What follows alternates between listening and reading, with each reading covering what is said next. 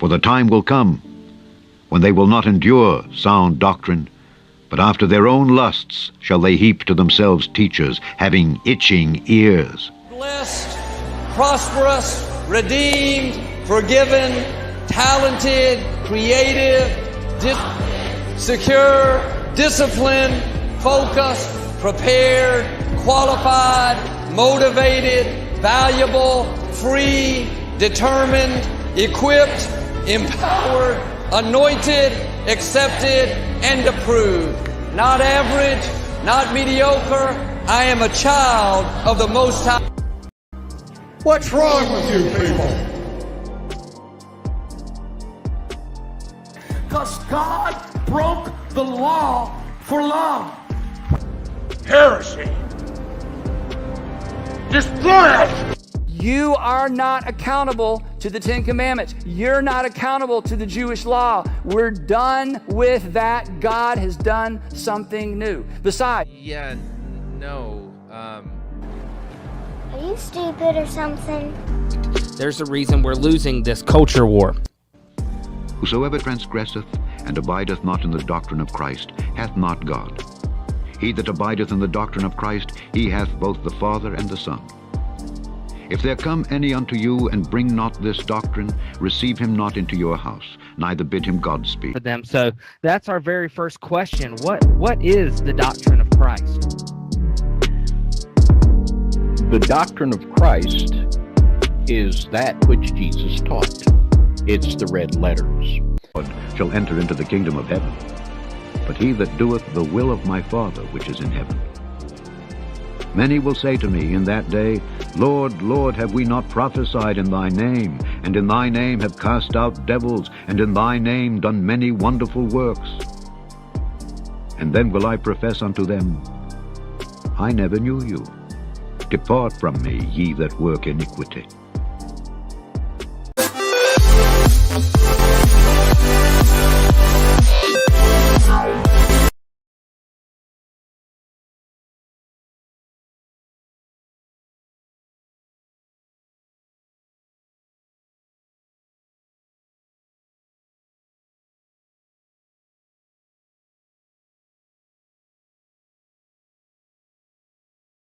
All right, what's up, everybody? Welcome to another episode of CCR Weekly. My name is Trey Harris, and you guys can't see me right now, and that is because the camera is not working.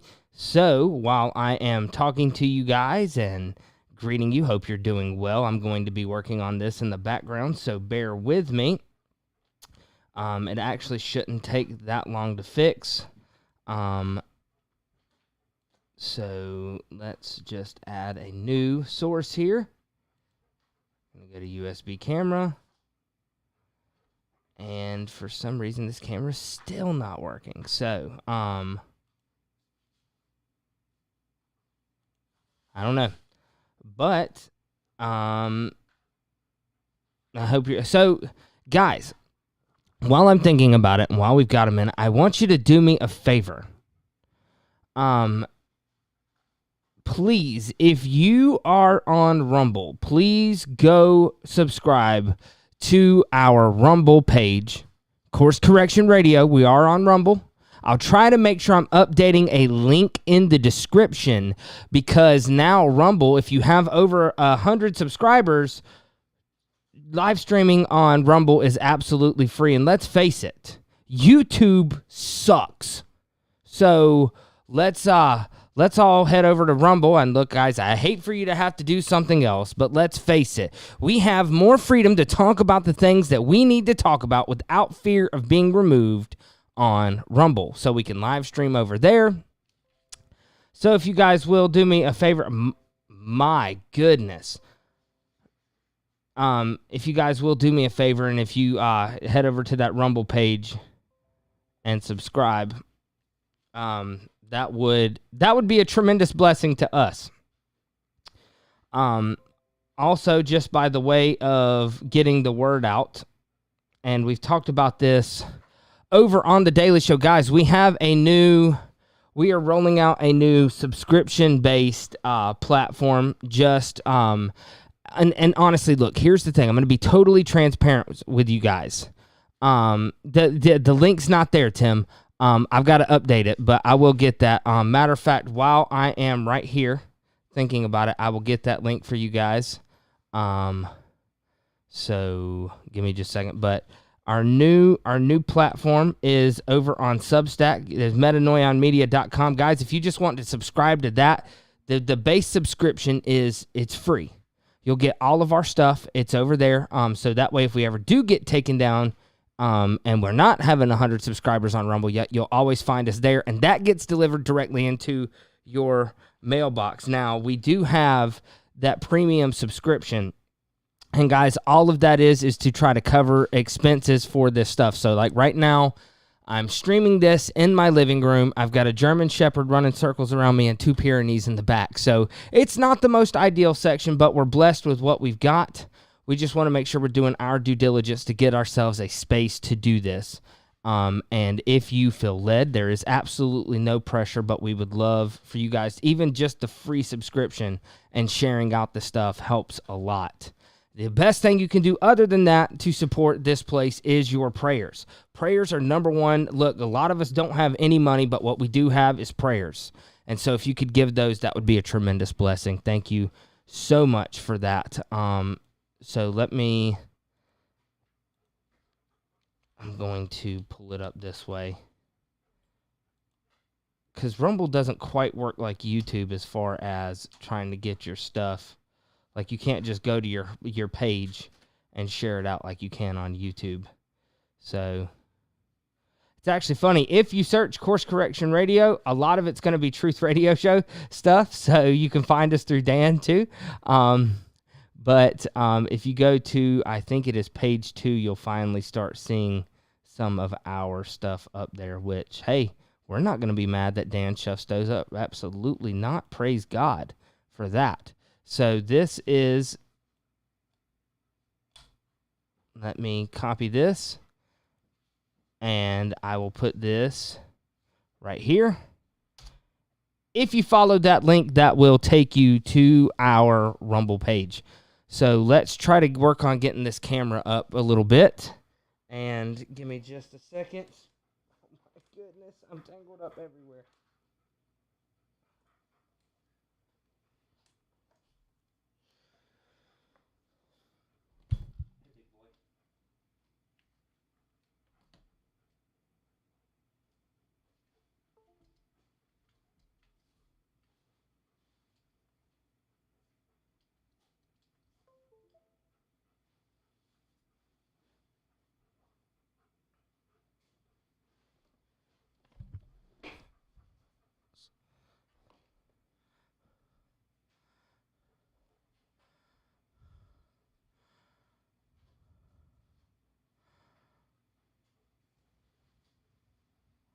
Okay, you guys are the best. So first of all, let me just say thank you for that.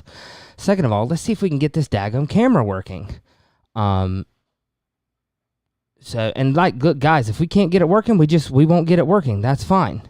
I at least want to attempt it though, because I'll be honest, it helps my brain. There we go. We got it up. It's amazing what plugging something, unplugging it and plugging it back in can do. That is just fantastic. So,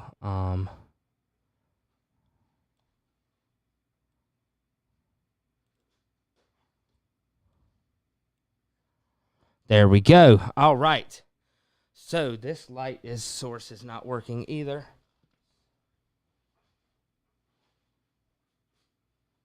Shiloh Rose, stop it.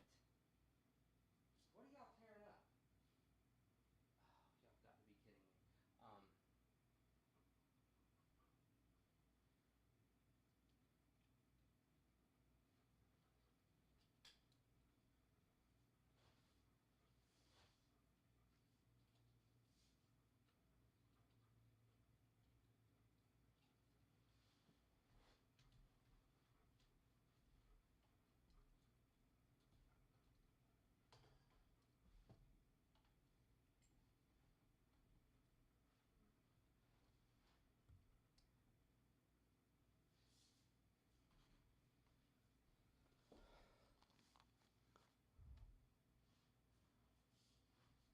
All right, there we go. That is much better. And so, hello everybody. Welcome to CCR Weekly. And look, this is what's so fun about being live is you never know how this stuff is going to go until you get here. So, without any further ado, let's get into this. So basically, here is the premise for today's show. And so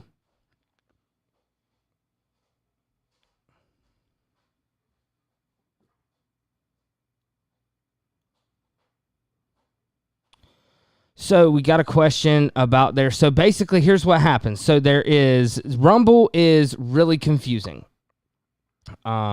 Which you probably don't need me to tell you that. I'm sure you figured that out. So if you just go to the main one, if you just click on the link that I sent, it should just send you to one. Just click on that link, that rumble.com, and then go to that user, and it should just subscribe to that one, and you should be fine. But it couldn't hurt to subscribe to both, because what will happen is one is a main and the other is a sub channel. I don't know why it did that, but it did. It is, yeah. If you just go to the link, it should take care of you. So, because Rumble is so confusing. So, but here is the premise of today's show. So, how many times have you ever heard an antichrist referred to as a singular entity in the mainstream church? Because this whole series we're doing right now is about getting rid of some of these misconceptions that you will get from dispensationalism. And I really wanted to dig into this is because I'm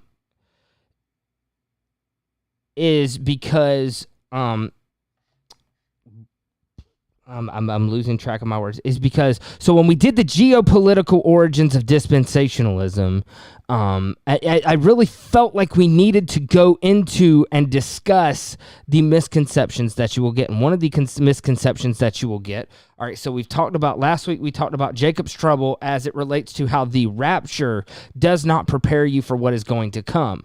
As an example of what Christians are going to face in the time of Jacob's trouble, we looked at the martyrdom of Polycarp in the Apostolic Fathers. This week, what we're going to do is, and I've done shows on this before, but what I want to do is give a quick run through about how it applies to the book of Daniel and what you can expect from the beast and the false prophet. And then next week, we're going to go into how it's not a 7-year tribulation, but it's 3.5, because there's for one half of the 70th week of Daniel has actually already happened. So we're going to go in, we're going to get into all of this, but today here's what I want to start out with. Daniel chapter 8, and we're not going to do the screen because sometimes when I'm in this area, the internet connection isn't totally stable. So what I want to do is I want to just focus on getting the information out there. So I'm not going to have it pulled up on the screen. If you've got your Bible or if you have a Bible app on your phone and you're not using your phone to stream this, because I know some of you are, but if you will, turn with me to Daniel chapter 8, and we're going to start in verse 3. Daniel chapter 8, verse 3. And this is what the Word of God says. It says, "Then I lifted up mine eyes and saw, and behold, there stood before the river a ram which had 2 horns. And the 2 horns were high, but one was higher than the other. The higher ram came up last. I saw the ram pushing westward and northward and southward, so that no beasts might stand before him. Neither was there any that could deliver out of his hand.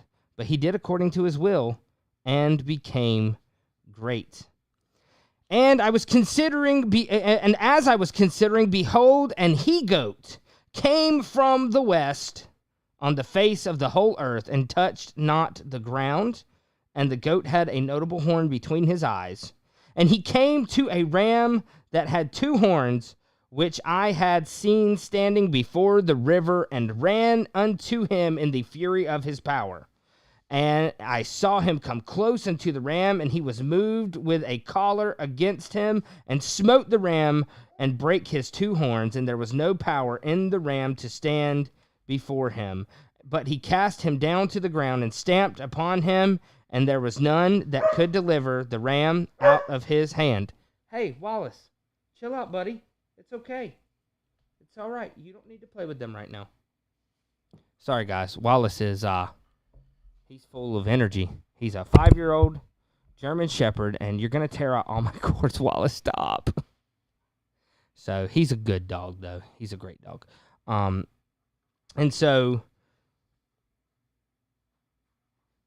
he stamped upon him, and there was none that could deliver the ram out of his hand.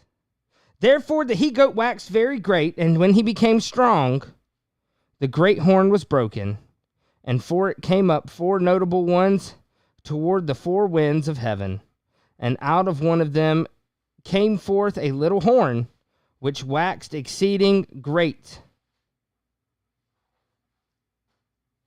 toward the south, and toward the east, and toward the pleasant land. And it waxed great even to the host of heaven, and it came down, and it cast down some of the host and the stars to the ground, and stamped upon them. Yea, he magnified himself even to the prince of the host, and by him the daily sacrifice was taken away, and the place of his sanctuary was cast down, and a host was given him against the daily sacrifice by reason of transgression, and it cast down the truth to the ground, and it practiced and prospered. And so I would like to posit to you that there is, when you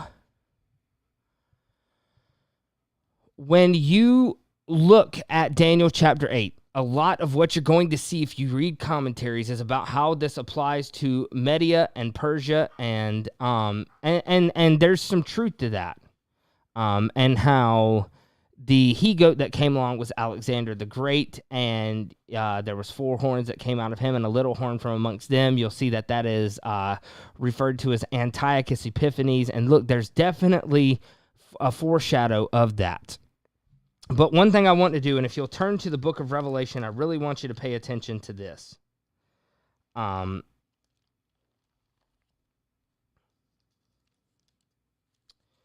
And Revelation chapter 13, and starting in verse 11, and this is what it says.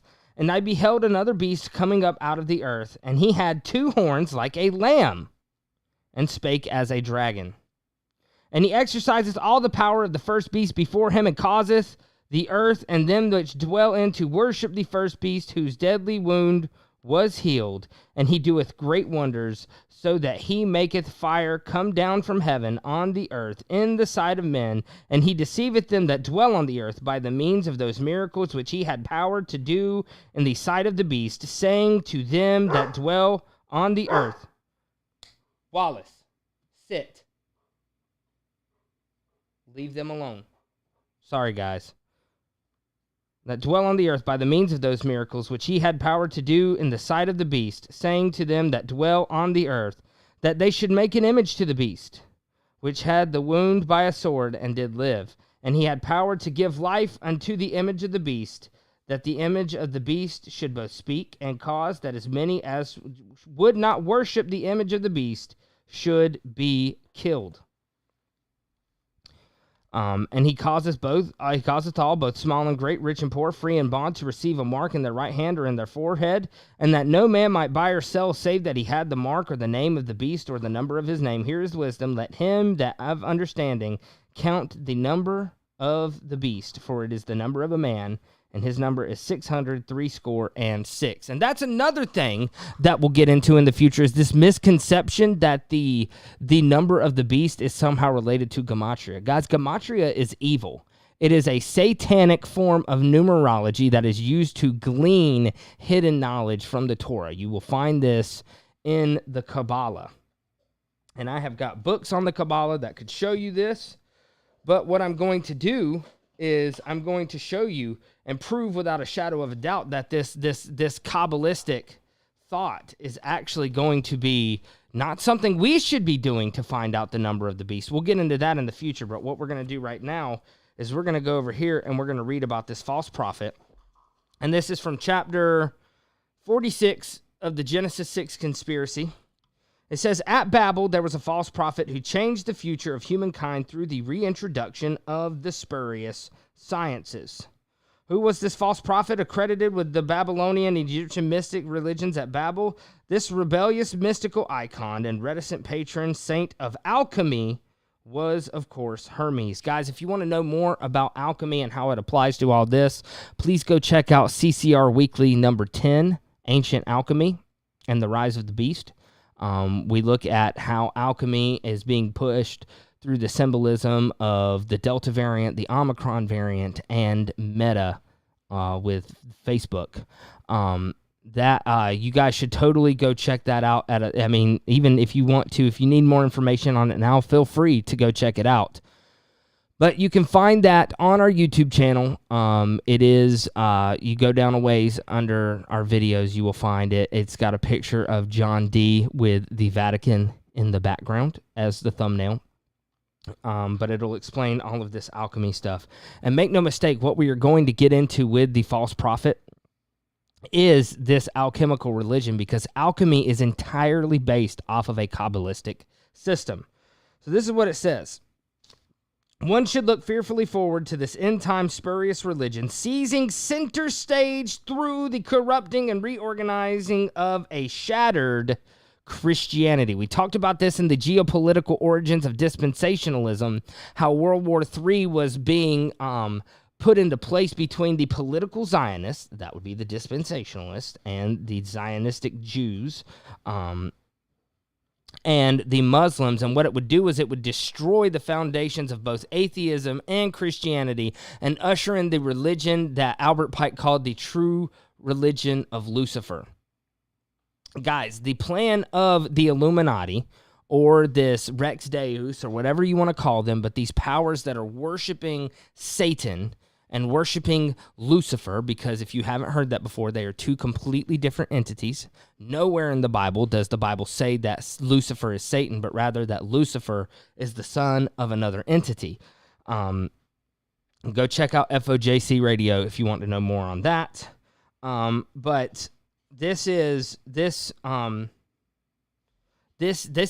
what is being propagated. They have to shatter Christianity because it's a Hegelian dialectic. They need a thesis and antithesis. They need those sides to go to war with each other so that chaos ensues, and out of that ashes, just like a phoenix, will rise this spurious religion. It goes on, we know this must take place because Revelation describes this future religion and its leader as follows. We already read that, Revelation 13:11 through 14. The beast with two horns like a lamb symbolizes a spurious Christian leader. Now notice we had a ram earlier with two horns. And while, yes, there is some symbolism of those horns representing Media and Persia, guys, we're getting similar symbolism here. And keep in mind that Daniel shows types and shadows over and over again of things that point to the end times.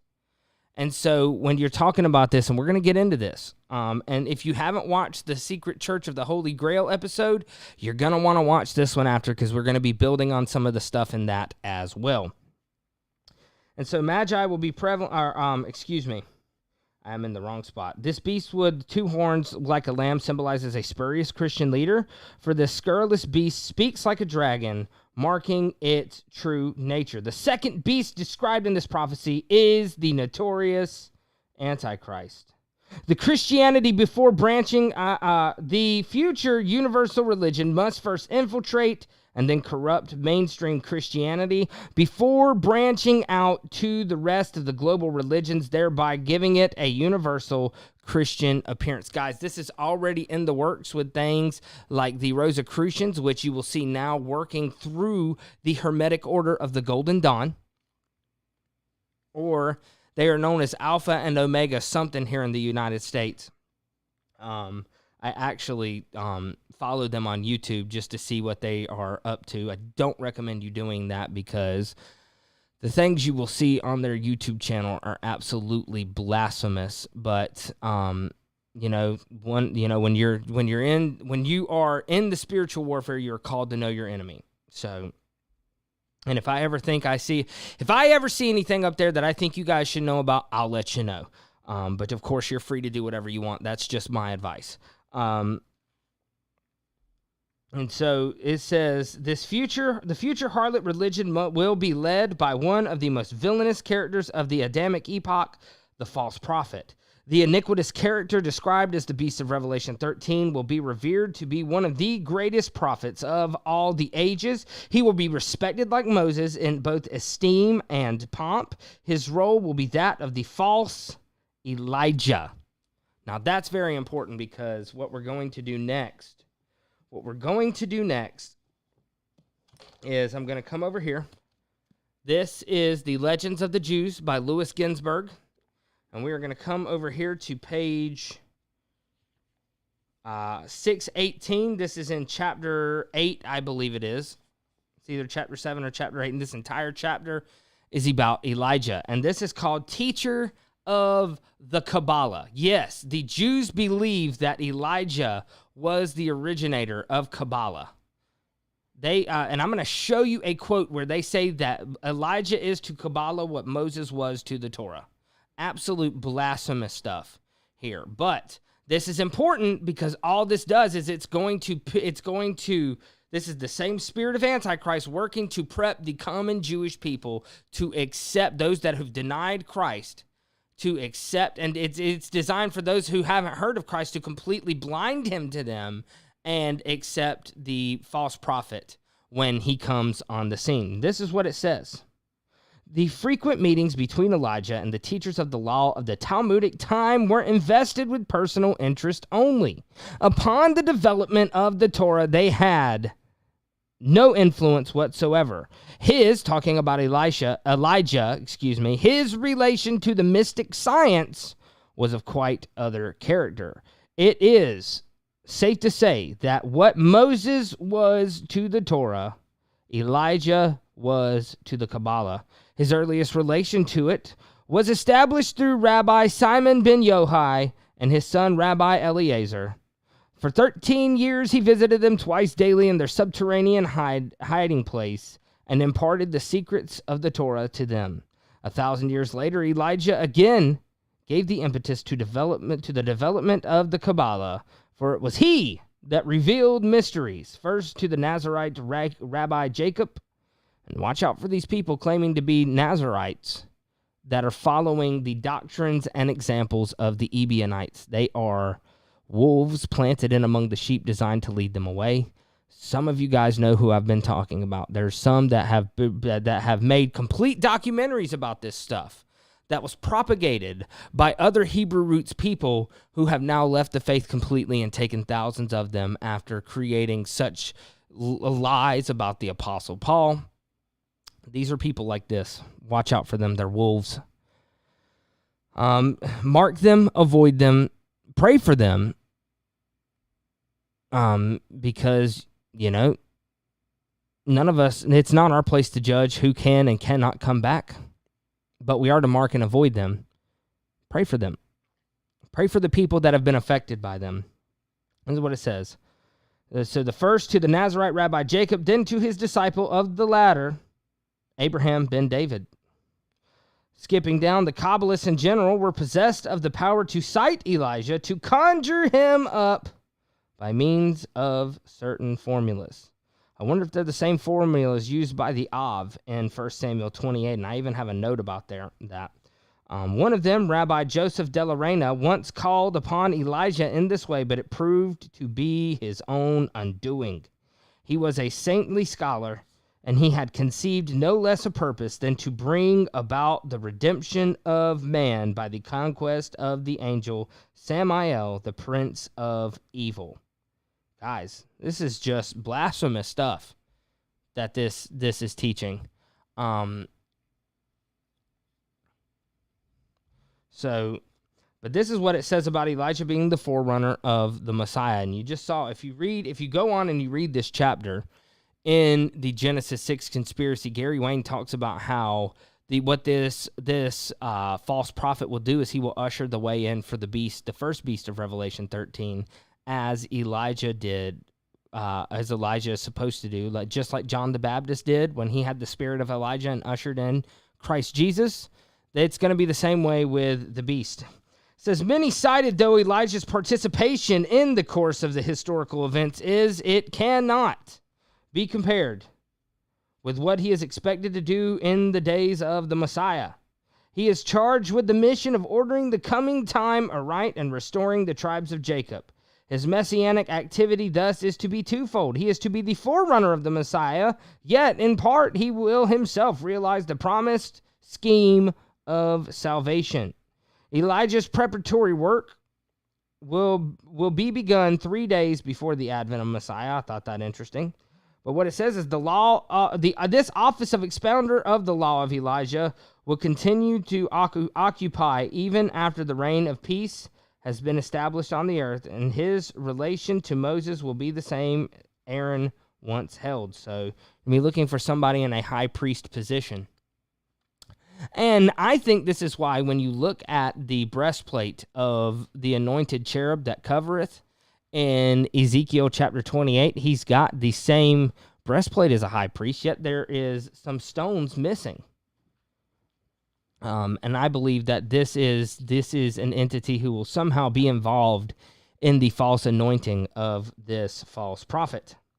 But it says the Messiah will have Elijah blow the trumpet, and at the first sound, the primal light, interesting, which shone before the week of creation, will reappear, and the second sound, the dead will arise, and with a swiftness of wind assemble around the Messiah from all corners of the earth. And at the third sound, see, that's interesting, because Paul taught it was the last trump that the dead would rise. But notice this, in the third sound, the Shekinah will become visible to all. And the Shekinah, if you're familiar with the Kabbalah, is the feminine aspect of God. It's blasphemous again. And you have Hebrew roots teachers that teach this mess too. The Shekinah will become visible to all. The mountains will be raised at the fourth sound, and the temple will stand in complete perfection as Ezekiel described it. And so it goes on to talk about the reign of peace and all of this. But guys, this is what you have to expect. This stuff can be easily found if you know where to look. And so if you guys will give me just a minute, I'm going to put on some background music, and I'm going to go grab a book that I forgot, because I want to read through this too, because this is going to show, I'm going to show you in the second half of this what this ram in what I believe in Daniel 8, it represents how the daily sacrifices will be taken away, in contrast to what dispensationalism teaches and what this abomination that brings desolation and will ultimately succumb in the mark of the beast will lead to. So don't go anywhere. We'll be right back here on CCR Weekly.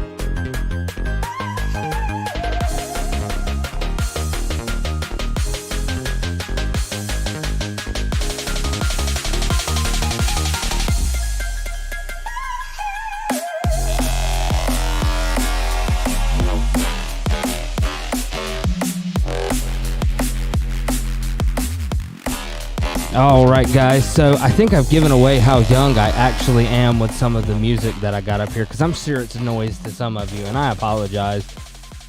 But what it does is it keeps me awake.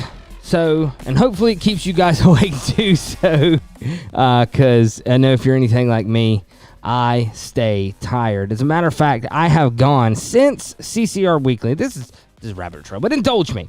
So since CCR Weekly, or really Course Correction Radio in general, has started, this is what has happened. So I have gone from sleeping somewhere around 10 hours a day to getting anywhere between 5 to 7 hours a day.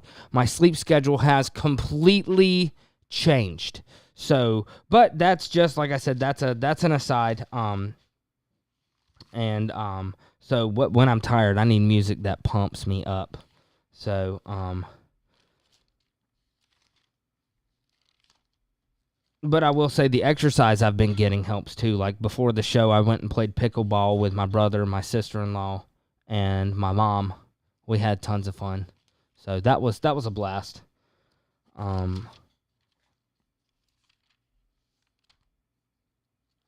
Let's see.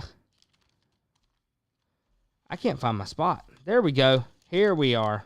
And so, guys, I apologize. The original plan for tonight was actually to talk about the beast, the false prophet, and how they related to the Assyrian and the dragon. And, you know, we might have to come back for a part 2 to talk about just those specifics. But I really want to talk about this because I feel like this is important, and you're really not going to hear this. You're not going to hear this anywhere else. Jared said I would not call it music. That's just me. No, I totally get that. I mean, like I said, I think I give away my age on this. I'm not even 30 yet.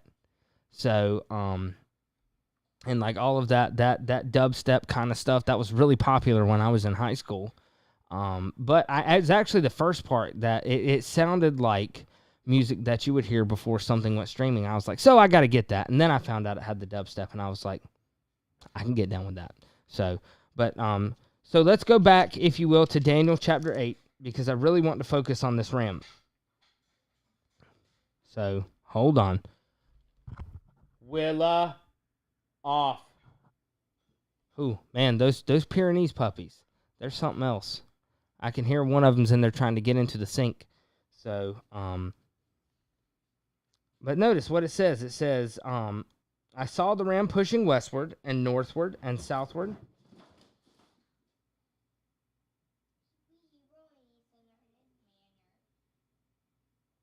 Sorry, guys. The German Shepherd just went running down the hallway. I think he must have saw the cat. So he's not my dog, by the way. We're keeping him for the weekend. And he doesn't have a cat at his house, so it's a heyday for him. But what he doesn't know is that cat grew up on the street, so he's in trouble. But so notice, do you see the ram with the two horns? It says the ram was pushing westward and northward and southward so that no beast might stand before him, neither was there any that could deliver out of his hand, but he did according to his will and became great. Now, this is just me. But when I read that and I've really started studying it and I've started understanding about this spurious end times religion, what I have found out is that this seems to be a picture of the Catholic Church. Both with its two horns, you have its Western, Roman Catholic, and its Eastern, which are currently split and are not big fans of each other. So this is Daniel chapter 8, and what we just read, that was verses 3 and 4. Daniel chapter 8, verses 3 and 4. Excuse me for a minute.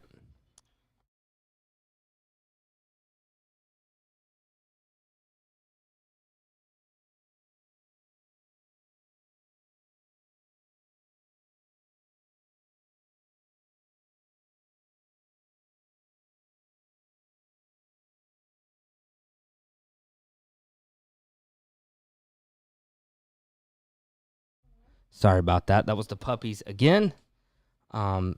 See, it's really hard when you have a puppy that's about the size of a full-grown dog already because they can jump up onto anything they want.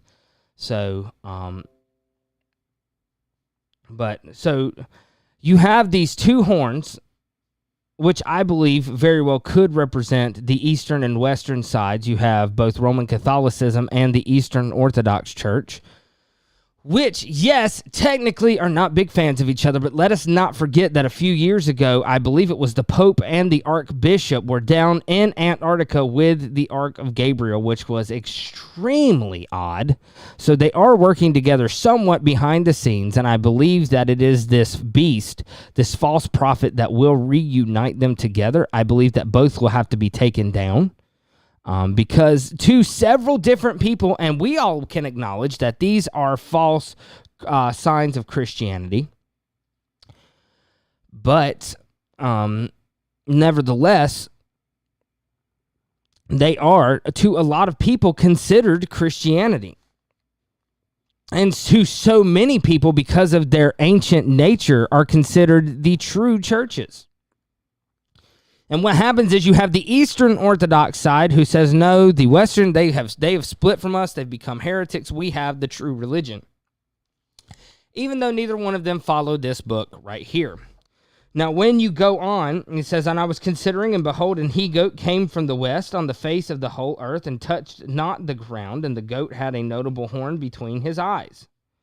And he came to the ram that had 2 horns, which I had seen standing before the river, and ran him in the fury of his power, and I saw him come close unto the ram, and he was moved with choler against him, and smote the ram, and brake his 2 horns. There's your destruction of these 2 institutions. And there was no power in the ram to stand before him, but he cast him down to the ground, and stamped upon him, and there was none that could deliver the ram out of his hand. Therefore the he-goat waxed very great, and when he was strong, the great horn was broken. And so that's going to be broken off too. And for it came up 4 notable ones toward the 4 winds of heaven. And out of one of them came forth a great little horn, which waxed exceeding great toward the south, toward the east, and toward the pleasant land. And he waxed great even to the host of heaven. And it cast down some of the host and the stars to the ground, and stamped upon them. Yea, he magnified himself even to the prince of the host, and by him the daily sacrifice was taken away, and the place of his sanctuary was cast down. Now, that word sanctuary is the word mikdash. Mikdash in the Hebrew, and it can be a sanctuary or a holy place, whether from the true sanctuary or a pagan sanctuary. It can mean either or. It just means a sacred a place that is held sacred by somebody. Now, I believe this is very important because this is this spurious religion. This is clearly the false prophet that we're talking about here. And there's another. Me and Tim were talking about this earlier today about how there are 2 horns. And I told him I was going to try to get into this a little bit if I could. And I do want to, because it says, and I considered the horns. This is Daniel chapter 7, verse 8. And I considered the horns, and behold, there came among them another little horn, before whom there were 3 horns of the first horns plucked up by the roots. And behold, in this horn were eyes like the eyes of a man, and mouths speaking great things. This is the beast of Revelation chapter 13. We read this earlier on the news show earlier today. So this is that beast. So these are 2 different horns we're talking about. You have the first beast in Daniel chapter 7, and you have the second beast in Daniel chapter 8. Now notice what it says. It says, and a host was given to him against the daily sacrifice by reason of transgression. So that transgression there, it literally means, been doing extensive study on this week, and you look at 70 AD and how the Jews were committing abominations with their drag queen army and things like that, and how they were taking their own rules above. Willa, it's okay. That's a puppy barking. But they were putting their own traditions elevated above the law of God, which is a transgression. You will not add to nor take away. Now, but notice in this place we have another transgression, and this book is the Luciferian Transmutation, the Luciferian Mass, and what it means to you by David and Donna Carrico. And this is chapter 3, the Catholic Mass, We will now present a brief history of the Catholic Mass to help us understand how we are moving toward the global Luciferian Mass. We believe that there are many sincere and wonderful people in the Catholic Church. However, there will be no salvation for anyone who believes in the doctrines of the Roman and Catholic Church. You will understand after reading this book that the coming Luciferian Mass is not just for Catholics, but will be offered to every Christian and even non-Christians if they will worship the false one-world religion that has been being set up for a long time. Now, it goes on to talk about transubstantiation. It goes on to talk about several things, but what I want to get in here is there is a place where it talks about, and you can look this up, if you read the catechisms of the Catholic Church, you will see that this is this Eucharist is, you'll hear it referred to as a sacred sacrament, but it is also called the daily sacrifice. So get this. This is out of one of the writings of. This says some Catholics believe if they lose their salvation, they will lose their salvation if they reject the dogma of the Eucharist or the Pope's teaching, as the Pope is said to have the same authority as if God himself had declared it in person. This is from Catholic theologian Mr. Hardin. This is what he says. Once the elements of the bread and wine have been consecrated and transubstantiation has taken place, the living Christ remains as long as the Eucharistic species remain. Then, because Christ is present, his humanity remains a source of life-giving grace, not only while the sacrifice is offered and the sacrament is received, but as long as the Eucharist is kept in our churches and oratories. Now, there is daily mass in some places, and in some of your bigger ones. So the Catholic Church down the road from where I've worked and grew up is they have Sunday and Wednesday masses and a Saturday mass as well. But the Eucharist is called the daily sacrifice. And so it will be taken away because of transgression. I believe that transgression is because, the book of Hebrews says that Christ was the sacrifice once and for all. And so you have this daily sacrifice from these systems because, and correct me if I'm wrong, I could be wrong here, but I believe that this is in some form or fashion done by both the Roman Catholic Church and the Eastern Orthodoxy, although I think their beliefs on it are slightly different. But they both look at it as a daily sacrifice. So, but let's go over here so you have there's this thing about the Blessed Virgin Mary being present at the Eucharist. It says the Blessed Virgin Mary, united with the Redeemer, comes to our assistance because when we celebrate the Holy Mass, the Mother of the Son of God is in our midst and introduces us to the mystery of his redemptive sacrifice. Thus, she is the mediatrix of all grace flowing from this sacrifice to the church and to all the faithful. Mr. Hardin says, but the Pope has done more than merely repeat what has been said before. He placed the capstone on the Eucharist teaching of the magisterium that we have been examining. Now, if you know anything about the capstone, and you know anything about the writings of Manly P. Hall, the Master Mason is represented as the capstone of the pyramid. And in CCR Weekly, I think it was number 9, we talked about how Hiram Abiff was going to be this coming beast that was going to be the capstone. This beast will have all the embodiment of Hiram Abiff. Now, this will be, I believe, the false prophet, because Masonry is absolutely a religion. It feeds into this false spurious religion. And this is what Manly P. Hall has to say about this. In this picture is concealed the allegory of the lost word. The Master Mason, having compelled his labors, becomes a worker on a higher plane. He will exalt himself above all that is called God. That the one which the ordinary builder is permitted to work. The Master Mason becomes the capstone of the universal temple. By the way, the word Catholic means universal, just pointing that out. We will hear what about the lost word later in this book, but it talks about, all of this stuff, how Jesus was an ascended master, yada, yada. But what I want to do is I want to come over here and talk about the hidden church of the Holy Grail, because this is where it all comes together. And so this is what it says. We will now take a closer look at Waite's book, The Hidden Church of the Holy Grail. In this book, Waite documents and evaluates the various writings about the Holy Grail. Waite draws upon Grail literature and occult sources to present the idea that a secret priesthood exists, that it has existed all the way back to Joseph of Arimathea. Now, I don't know how many of you guys have seen Monty Python and the Holy Grail, which is an absolutely stupid movie. It is so dumb. But, you know, that's where they go to find the Grail, is at the palace of Joseph of Arimathea. And that's, of course, before they all go to battle and the police roll in and arrest them all, because apparently they're just role-playing, which ought to tell you a little bit about role-playing and how it works. This is coming from a guy who had Dungeons and Dragons and Magic the Gathering and Yu-Gi-Oh! I had all of this stuff. I was a complete geek about this stuff. I've still got comic books that I'm planning on burning this week. So, there's that's a different story. But like this is what this role playing prepares you for. It is almost like a hypnotic state. It can put you in a trance.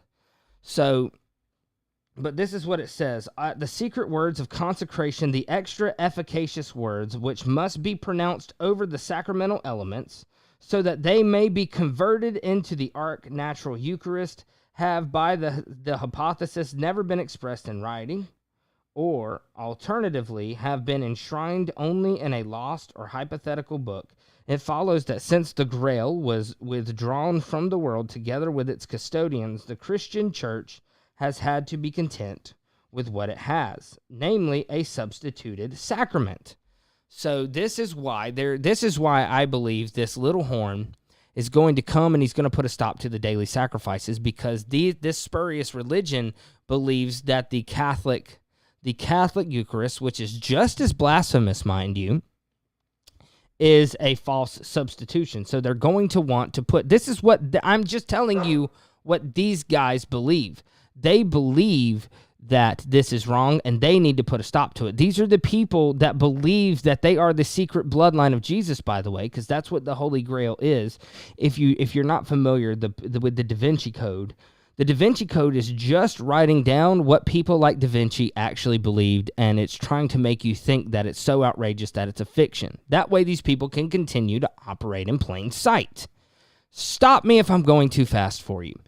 So essentially what you have is you have in the Da Vinci Code the secret bloodline of Jesus that has supposedly existed, although it's completely blasphemous. It's nothing but the bloodline of the Nephilim trying to play pretend.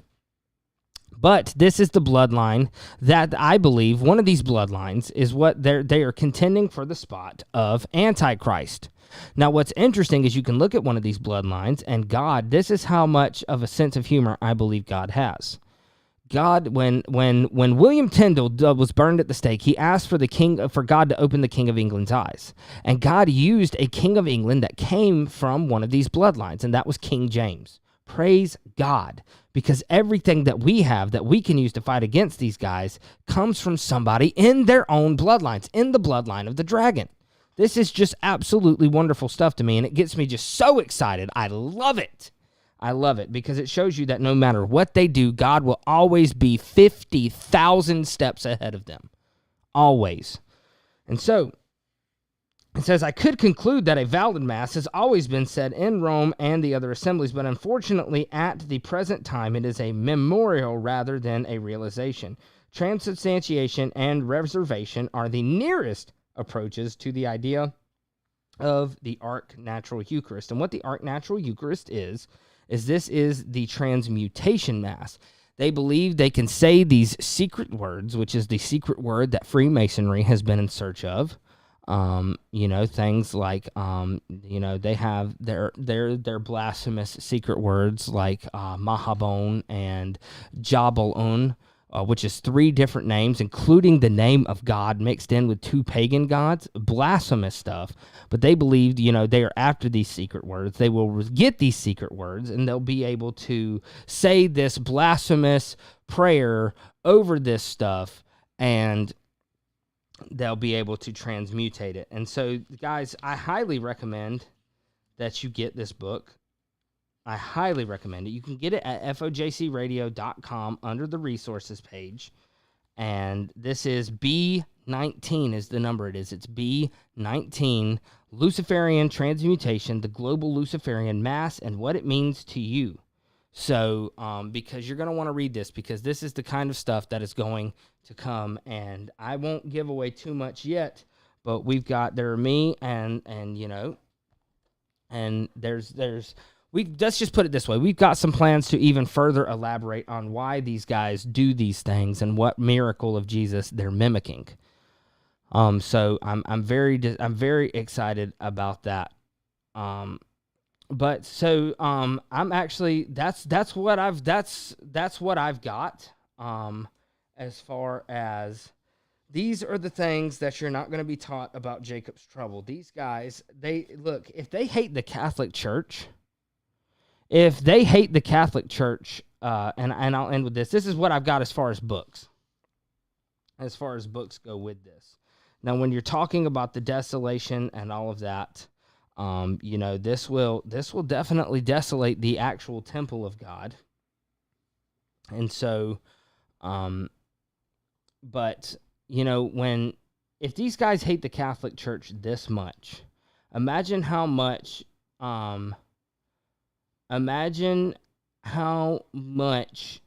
they're going to hate the true remnant of Israel, and how they're going to want to make war with us and just wipe out all of us, because we are us and the truth. We're the only thing that stands away from them, that's going to stop them. So somebody said something about an orb flying by the camera. That was actually a fly, because my daughter decided she wasn't going to close the door earlier today, multiple times actually. And I've got excellent fly control in here, me being in pest control. I kind of have to. But when you've got chickens everywhere on your property, because we just got 50 meat chickens in for the next process, they're everywhere. I cannot wait for the weather to get colder, because I've already killed over 100 today, and I can't keep them out of here, which sucks. But hey, it is what it is. So do you guys so right on top of the camera is the light that I'm using to light this up. That's probably what it was. But do you guys have any questions about any of this or any other stuff relating to Jacob's trouble or the end times or anything like that? Because I'm here, look, guys, this is what this does. None of this does any good. You know, all of this stuff is fascinating and it's good to talk about, but none of it does us any good if we're not using it to actually grow our faith and try to understand God's word better and get more intimate with him. Because that's what we talked about. If you didn't watch the news show earlier, we talked about how what should happen is, what should happen is you should be getting theological knowledge, and that theological knowledge should make you more intimate with God. But also it should prepare you for spiritual war. So, Whole Bible Believer Woman says, how would you define the meaning of Jacob's trouble? So, let's go over here. So, as far as with Jacob, and we talked about this a little bit last week, but as far as, so that trouble, that would be that's the tribulation. And what I highly recommend is, if you have a Strong's Concordance, always start with the definitions of those words. But when you're talking about how do we define Jacob's trouble, see, here's the problem. When you get into Jacob's trouble with the dispensational church, what they'll teach you is that Jacob, well, obviously that's Israel. But let's read Galatians chapter 3. And we've gone here the past couple of weeks, but, if you haven't had a chance to watch those shows, I don't want to assume that you have. So when you go to Galatians chapter 3 and starting in verse 26, this is what Paul says. This is how we can define who Jacob is. Because Jacob, of course, his name was later changed to Israel. And so we can talk about this. This is, first of all, I'm in Ephesians chapter 3, so that's not going to be good. But this is what he says. For ye are the children of God by faith in Jesus Christ. For as many of you as have been baptized into Christ have put on Christ. There's neither Jew nor Greek. There's neither bond nor free. There's neither male nor female. For ye are all one in Christ Jesus. And if ye be Christ, then ye are Abraham's seed and heirs according to the promise. Now, if you read earlier in chapter 3, this is what he says. So he talks about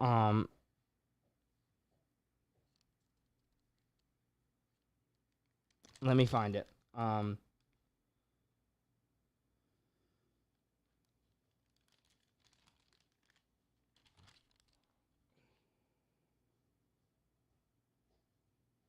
So it says, in the scripture, foreseeing that God would justify the heathen through faith, preached before the gospel unto Abraham, saying, in thee shall all nations be blessed, so that they which be of faith are blessed with faithful Abraham. For as many as are of the works of the law are under the curse, for it is written, cursed is everyone that continueth not in all things which are written in the book of the law to do them.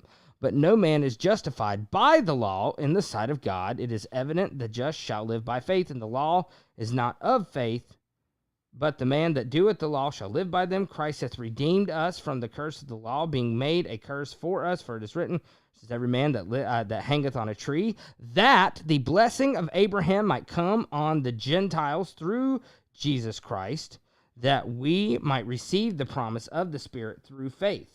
Brethren, I speak of the manner of men.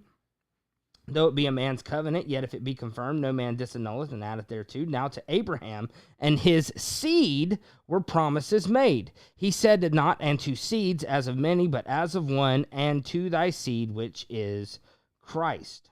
And so, when you look at it and you read it in the Old Testament, and I know this is a long answer, but I'm trying to take information that is littered throughout the whole Bible, or scattered throughout the whole Bible, rather, and condense it.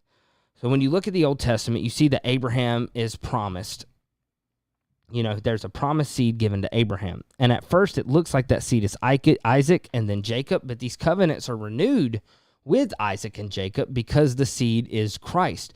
And so any of us that are in Christ then become heirs according to that promise, because we are the seed of Abraham. We are part of the righteous remnant of Israel, because ultimately Jesus is the righteous remnant of Israel. And when you talk about the time of Jacob's trouble, anybody that is in Christ is going to have to go through a great pressure. That's what the word tribulation literally means. It's a pressure.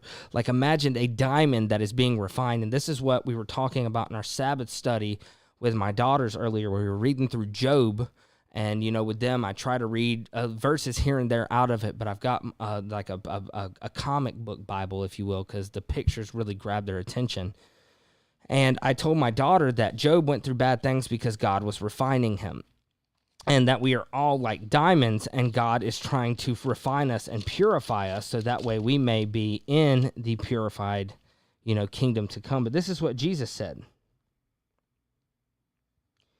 He says, and all these are the beginning of sorrows, talking about nation rising against nation, kingdom against kingdom, famines, pestilences. All of these are the beginning of sorrows. They shall deliver you up to be afflicted, and shall kill you, and ye shall be hated of all nations for my name's sake. And then shall many be offended, and shall betray one another, and shall hate one another, and many false prophets shall arise, and shall deceive many. And because iniquity shall abound, and the love of many wax cold, but he that shall endure until the end shall be saved. And the gospel of the kingdom shall be preached in all the world for a witness unto all nations, and then shall the end come. And then he talks about the abomination of desolation. But notice, this is what he says for verse 21, for then shall be great tribulation, such as was not since the beginning of the world to this time, no, nor shall ever be. Now pay really close attention to that. No, nor shall ever be, says that has not been since the beginning of time.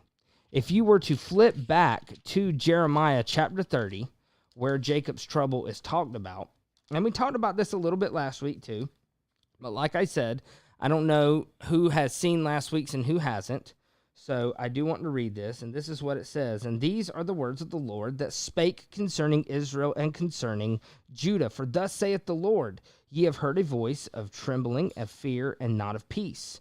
Ask ye now whether a man doth travail with child. Wherefore do I see every man with his hands on his loins as a woman in travail?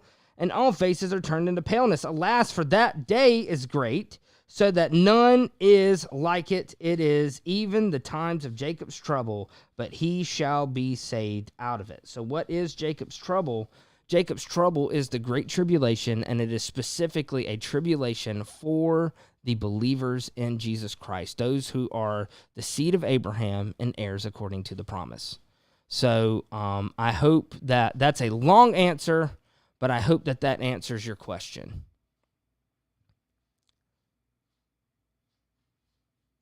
So Harold said, has anyone noticed the similarities between Genesis 6 and Enoch chapter 6? Yes, they're very similar, like almost. That's what I love about the R.H. Charles version, because it matches up. Actually matches it up. Some of the others actually changed that to Enoch chapter 7, and I can't stand that. So, but that's just me. I like the R.H. Charles version. I'm partial to it, if I do say so myself. So does anybody have any other questions? Because this, honestly, guys, I love prepping for these, but these off-the-cuff questions are my favorite part of the show. I look forward to this. I love it because it helps me know that I am, it basically helps me know that, we can, that I'm getting you things, giving you some peace of mind, if you will. A joke.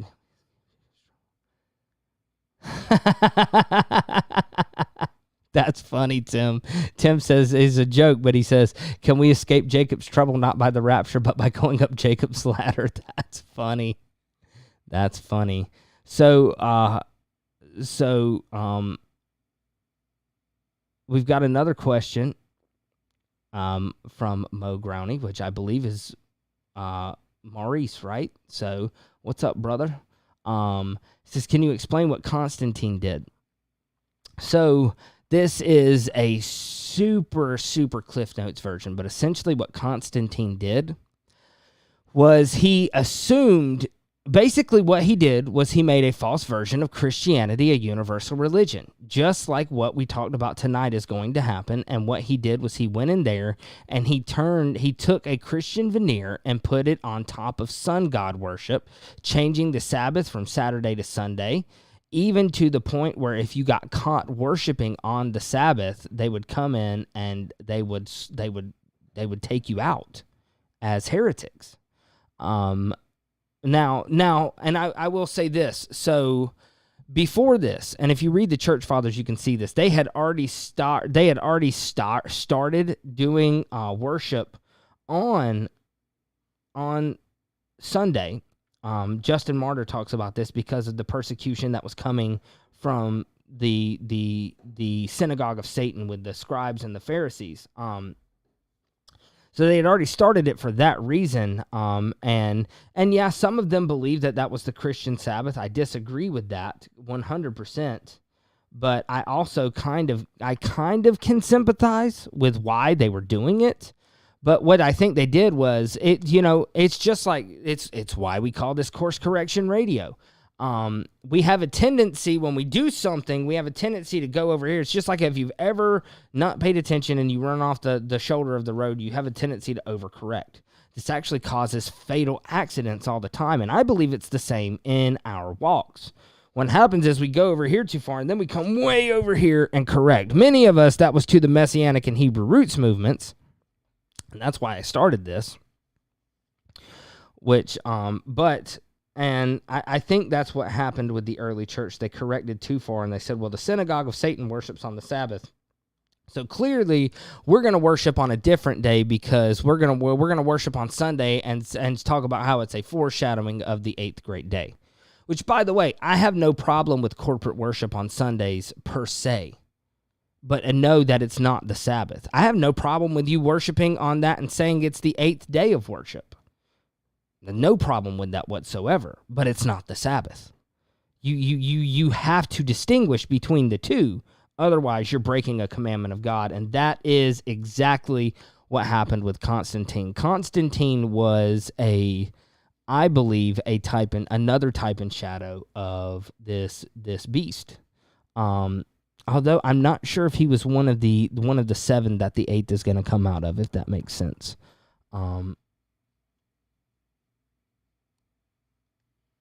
So Harold says, are the modern day 501c3 churches, would they be the modern day church of Laodicea? I think they can be. I think you have to, instead of looking at it as an umbrella statement, it's kind of like what Jesus says in Matthew chapter 7, by your fruits you will know them, because I know, even though, look, none of us have anything perfect, and I think we have to remember that. But there are good 501c3 churches, even though I may not agree with everything that they do. They are standing up. So Blessed Hope Chapel, Simi Valley, California, that does Good Fight Ministries they sold their souls for rock and roll. They've got a new documentary that just dropped yesterday about Marvel and DC Exposed. Part 1 was the Antichrist Agenda. The second part is called Dr. Strange, Aleister Crowley, and the Multiverse of Satanism. They're doing great work. They're exposing the darkness. Do I agree with everything they say? Absolutely not. They stand up against Halloween. I think that's great. Christmas, I'm not so sure what they do about that. But I believe that is God's place to talk to them about it. If they ask me, I'm going to tell them point blank, you guys know I will, that, hey, we shouldn't do this, and this because it's pagan. But at the same time, they're doing good work of God, so I can't say that they're necessarily lukewarm. They're operating in ignorance, if you will. But yes, I believe that to a lot of those, that could apply. Now, what I think is interesting about the 501c3 church, and what I think you could absolutely find some evidence of, is that the modern day 501c3 church is a veiled state church, because we're not allowed to have a state church. Even though separation of church and state is not in the Constitution does allow that there cannot be a formal denominational church, if I remember correctly. And I'll get with Dan on that. He knows way more about that stuff than I do. But what you will look at the 501c3 church is just the way the government works around everything else in the Constitution. They have worked a way around to get control of a state church if need be.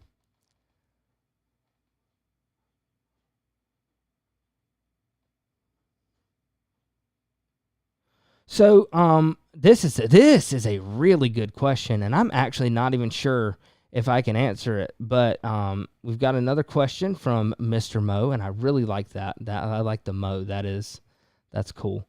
But he says, where was the remnant between the Council of Nicaea and the Reformation? Did they just work through the Sunday worship church, or partially? And I think that's an excellent question. So if you look at the ante-Nicene church, they were the church of the martyrs. Many of them were killed off.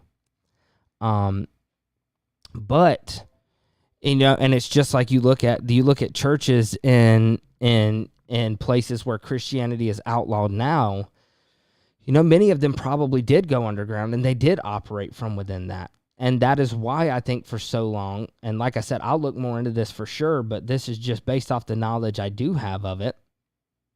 I think for a long time we had, it's kind of like when you see Israel and they went apostate for so long, and then somebody finds the book of the law and they correct. That seems to be what happened with the church before the Reformation. And look, the Reformation is an excellent scenario of where they went too far with things sometimes, because they corrected all of this stuff. And then you have people like Martin Luther going back, and to their credit, they were going back, and what they did was they went back and they looked and they were like, oh, hey, here's this guy named Augustine. He has some really cool stuff. But Augustine was a Gnostic. They could have just gone back. And Calvin did. Calvin did, or at least claims he did. He went back and he was like, well, they can't make up their mind on this, and this, so I'm going to stick with Augustine. But there's another area where they almost corrected too far. They went too far from what the Catholic Church said and went way too far into Augustinian, predeterminism, if you will. Which, by the way, predeterminism comes straight out of Gnosticism. So, but I think to answer your question, I think what happens is they went underground for preservation to the point where the truth got lost for a while, if that makes sense. And people became ignorant. And of course, it's not my place to judge what happens in ignorance, but it's it just like always with his remnant, God always keeps a remnant. I just don't ultimately know what happened, other than to tell you they went underground in some way. But yeah, I'm going to look into that because that is fascinating. And to be honest, I haven't thought about it before. That is an excellent question. Banning dancing. Yeah, so Tony, I went to a church where dancing was not allowed for years. So I grew up independent fundamentalist Baptist. You know, I grew up in the churches where men can only wear pants, women cannot wear pants, they can only wear skirts and, you know, very, very baggy items of clothing that go below the knee. I went to where you could not have drums in a worship service. You could not. There was a lot of you could not. But, you know, you had your Schofield Reference Bible, your pre-trib rapture, all of this stuff. You know, it's interesting how Satan allows things. He'll allow you to follow everything except what you need. So as long as look, Satan will use the absolute truth as long as he'll give you knowledge of the truth as long as he can keep you from following it somehow. So now I don't know why they would ban dancing, because if you read Psalm 150, one of the things that it tells you to do in there is dance, to praise the Lord. It's insane where they come up with this stuff. It's just, some people are just off their rockers, even though they mean well. You know, you can mean well all you want. My dad always told me growing up that the road to hell was paved with good intentions. And I 100% believe that. And I believe that's evident when you see, Lord, Lord, did we not prophesy in thy name, and in thy name cast out demons, and in thy name do many mighty works. By the way, if you guys mention Satan at all for some reason in the chat, it is holding your message for review. That is so dumb. But hey, YouTube, oh my gosh. So, yes, Schofield Reference Bible, the Herald says that Schofield Reference Bible is dispensational crap. It is. And it was funded by the secret societies. C.I. Schofield was a part of the Lotus Club, which, as far as I can tell, I can't prove this, but it seems to be the East Coast equivalent to the Bohemian Club. So maybe not as well funded anymore, though.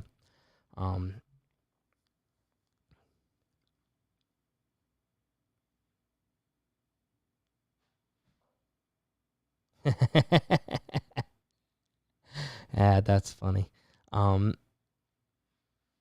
Yep. So, guys, if you've got any more questions, I'm happy to answer them, but I don't want to keep you guys too much longer because the midnight ride is coming up, and I want you guys all to be fresh before you go over there because I'm sure they've got something exciting in store for you, I think. I have not heard an update since last week on how David's feeling, so if any of you guys know that, if you could please let me know, because I know he was sick last week, and I definitely want to keep them. I've been keeping them in my prayers, but I haven't, had a chance to reach out and see how they're feeling. It's been a crazy week up here, or down here rather, because I think I'm lower than a lot of people. So, all right, let's see what else we got. I'm gonna give that a minute, but it is a watch party tonight. Okay, so but yeah. Well, hey, Tim, I appreciate that. I am always happy. Always happy. Look, like I said, knowledge is one of those things, as long as you're using it to try to get closer to the Father, and that's all I'm trying to do, because knowledge that doesn't get you closer to the Father puffs you up, and I don't need any help doing that. I'm quite puffed up as it is already. So, Willa, get out of the sink. Oh, man, these puppies are going to make me go gray. So, yeah, if you guys will keep David Carrico in your prayers. I know he's still sick, and we wish him a speedy recovery. Absolutely. So, a whole Bible believer woman, yes, and this is a calling that I fought for years, but I knew that I actually was given the urge to follow this calling when I was 17 years old, and I got into some, I was facing a lot of iniquity that was manifesting itself in very, very, very vile sin, and I ran, and by the grace of God, the Father has brought me back, opened my eyes way farther, and I am just so blessed to be able to do this every week with you guys. I look forward to it every week, even though last week I almost did not because I have quite a temper sometimes and I let it get the best of me. So that's good stuff. That's good stuff. You guys are such a joy to me. I love reading your comments. So guys, I'm going to head off of here. If you do have any questions, here's what you can always do. If you think of questions that you would like for next week, you can either email them to me, coursecorrectionth@gmail.com, or you can leave them in the comments section. I read every comment, and I even try to leave the little heart so you guys know that I have read it. So, but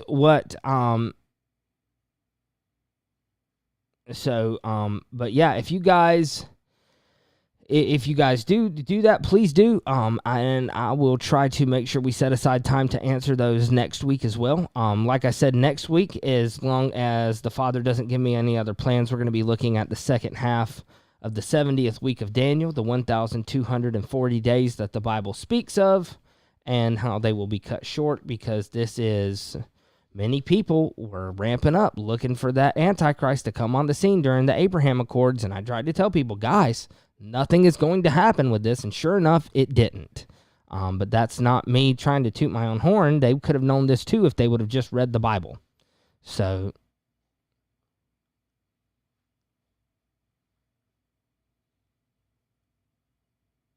yeah, well, I will definitely keep your son in my prayers. Look, that is a tremendous call, and especially if he is young, it is hard to fill that calling. And look, the devil knows the ones. He's an entity that's been around for thousands of years. He's an expert at body language. He is an expert at, I believe, probabilities, and he knows the ones who can be a threat, and those are the ones he's going to go after. So I will keep your son in my prayers. Let's all keep David and Donna in our prayers. And guys, I will catch you guys later. I might tune in for the watch party a little bit. We'll see. I got to be up early because we got a house showing next week, and I want everything to be looking good. So you guys, God bless each and every one of you, and I will catch you next week right here on CCR Weekly. Y'all take care. I don't want to do that song. God bless you all, and good night, everybody.